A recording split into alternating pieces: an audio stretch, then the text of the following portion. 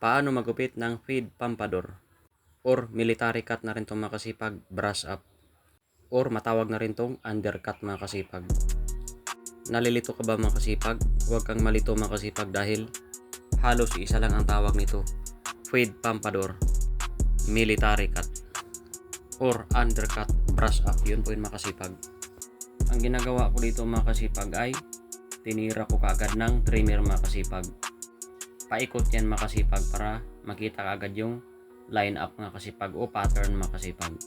Kung gusto mo magupit ng nasa bahay lang, panoorin mo ito mga kasipag. Dahil sa simpleng video na to, mayroon kang matutunan mga kasipag. Tapusin mo lang panoorin itong video na to dahil mayroon akong ibabahagi sa iyo na makakatulong sa iyo, lalo na kung ikaw ay gusto maging barbero. Hindi man ako magaling magupit mga kasipag, hindi man ako master magupit, pero malakas yung loob ko na magbabahagi ng aking kunting kalaman makasipag sa pagugupit mga kasipag. At inaamin ko makasipag na hindi ako magaling magbarbero mga kasipag. Marunong lang mga kasipag. 5 years pa lang akong naging barbero mga kasipag, na regular na naging barbero mga kasipag, na may mga customer na ako mga kasipag. Noon kasi mga kasipag, pinilwala ko lang yung pagugupit mga kasipag sa aking pamilya mga kasipag. Nagugupit din ako mga kasipag, pero kailangan din pala makasipag ng community makasipag. Unang ating kapwa makasipag yung ating serbisyo makasipag. Kaya kailangan natin ng trabahuin makasipag para makatulong tayo makasipag at magbigay value makasipag. Kasi masarap po sa pakiramdam makasipag na magbigay value to makasipag o tumulong makasipag sa ating kapwa makasipag sa pamamagitan ng serbisyo makasipag. May bayad man o wala makasipag, okay lang makasipag para sa akin makasipag. Ang mahalaga para sa akin ay nagbigay ako ng value makasipag o tulong sa kanila makasipag. Dahil masaya ako na nagbigay value o tumulong sa kanila makasipag sa ating kapwa makasipag. Nung natutunan ko makasipag na magbigay value makasipag sa aking kapwa makasipag, doon makasipag may nagbago makasipag. Masaya ako makasipag sa aking ginagawa makasipag. Kung napapansin nyo makasipag, wala akong pwesto makasipag. Hindi ako kumuha ng pwesto makasipag dahil mahal po ang pwesto ngayon makasipag. Ganun din makasipag eh. Magrenta ka, magbayad ka, halos kunti na lang matira sa'yo. Yun po yun makasipag. Kaya kahit kunti lang yung kita makasipag, kahit nasa bahay lang makasipag, ay okay na makasipag. Para sa akin makasipag ay halos ganun pa rin makasipag.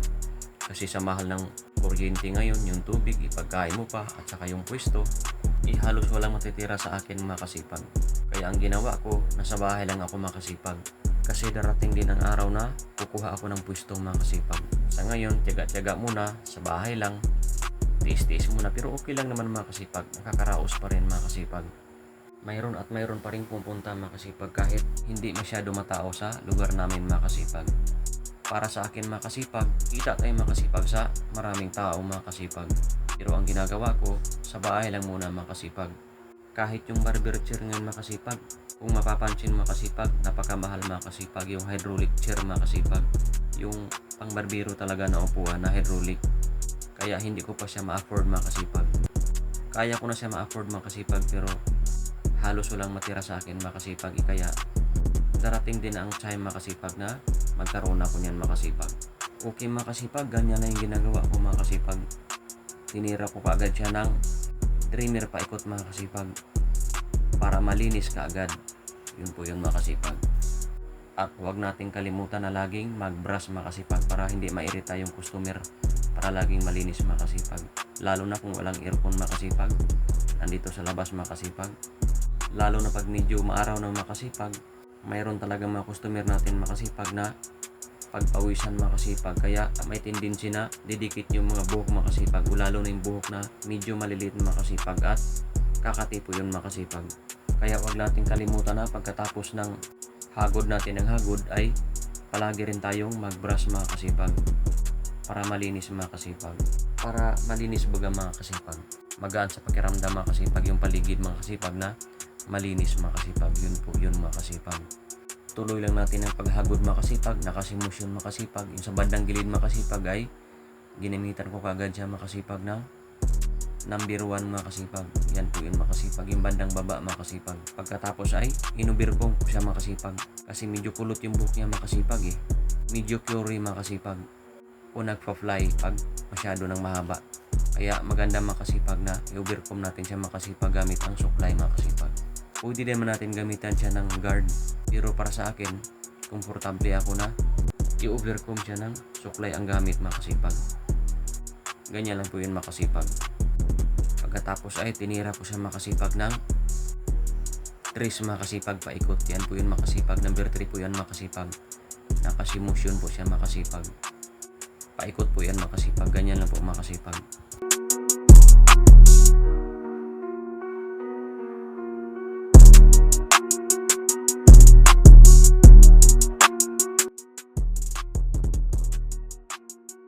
Yung pag-blend niyan mga kasipag ay, ang ginagawa ko mga kasipag ay in-open close ko lang siya.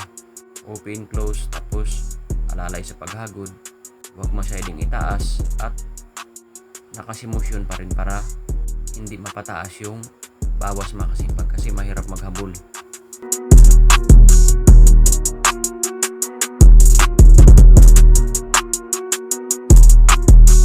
Kinukunan ko siya ng video mga kasipag ng pasimple ng mga kasipag kasi parang ayaw niya makasipag inamag pa video sa harap mga kasipag. Kaya ang ginagawa ko ay nagpasimple lang ako ng video sa likod mga kasipag. Mayroon talagang ibang customer mga kasipag na ayaw nila nang magpa-video mga kasipag o ayaw nilang makita sila mga kasipag. Kaya ang ginagawa ko mga kasipag ay nag-video na ako mga kasipag sa bandang likod mga kasipag ng pasimple mga kasipag. Kasi hindi rin ako nakahingi sa kanya ng permission mga kasipag na magpa-video mga kasipag at nahiya na rin ako mga kasipag. Pagkatapos yan mga kasipag ay mag-ahit tayo mga kasipag. Ganyan lang ako mag-ahit mga kasipag o pasalubong mga kasipag para malinis mga kasipag. Yan, ganyan lang mga kasipag mag-ahit. Yan, ganyan lang, tuloy-tuloy lang mga kasipag. Yan, kasi mas maganda mga kasipag na may ahit mga kasipag para mas lalong malinis tingnan mga kasipag.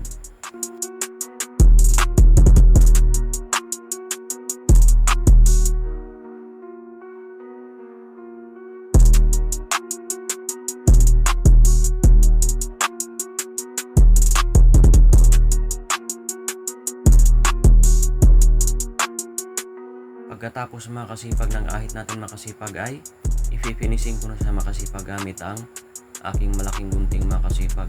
Pwede tayo gumamit mga kasipag ng kahit anong gunting mga kasipag pero nasanay na ako mga kasipag sa malaking gunting mga kasipag. Yan na yung kinasanayan ko mga kasipag, yung number 10 mga kasipag na gunting mga kasipag.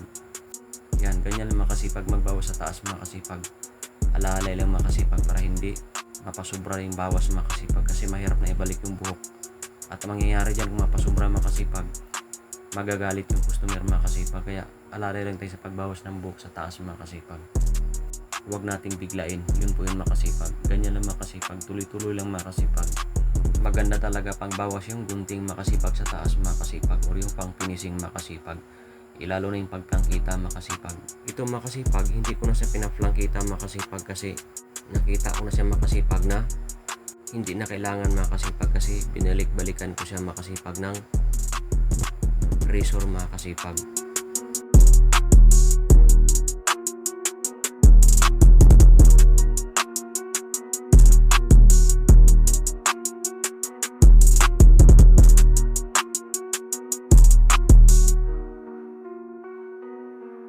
Tapos inipit ko yung bandang taas mga kasipag. Yung bandang gitna mga kasipag kasi Fury siya mga kasipag eh. Nagpa-fly siya eh. Hindi kaya ng suklay at saka gunting lang. Kailangan na ipitin mga kasipag ng daliri mga kasipag. O ayan na mga kasipag oh. Kitang-kita na mga kasipag na gwapong-gwapo na siya. I-retouch pa rin natin yung mga kasipag para sa akin mga kasipag. Kailangan ko pa rin i-retouch yan mga kasipag yung gilid mga kasipag, yung bandang baba mga kasipag para ma-perfect siya mga kasipag. Maayos talaga siya tingnan mga kasipag. Magmumukhang perfecto mga kasipag kahit hindi perfect. Yun po yun mga kasipag. Ayan ang mga kasipag oh. Tapos na mga kasipag yung kanyang gupit mga kasipag na fade pompadour mga kasipag or brush up mga kasipag sa taas. Matawag na rin natin na military cut mga kasipag. Ayan ang mga kasipag, pulbuhan natin mga kasipag para malinis mga kasipag. Ayan na, patapos na yung ating gupit mga kasipag na fade pompadour. Okay mga kasipag, maraming salamat sa panood ng video na ito mga kasipag. Kung nagustuhan mo yung video na ito mga kasipag, pwede mo akong i-like, comment, and share or subscribe sa our YouTube channel or click na bell button below para ma-notify ka sa mga bago ko ng video ni upload. Okay mga kasipag, maraming salamat sa panonood mga kasipag. Hanggang dito na lang yung video natin mga kasipag. See you my next video.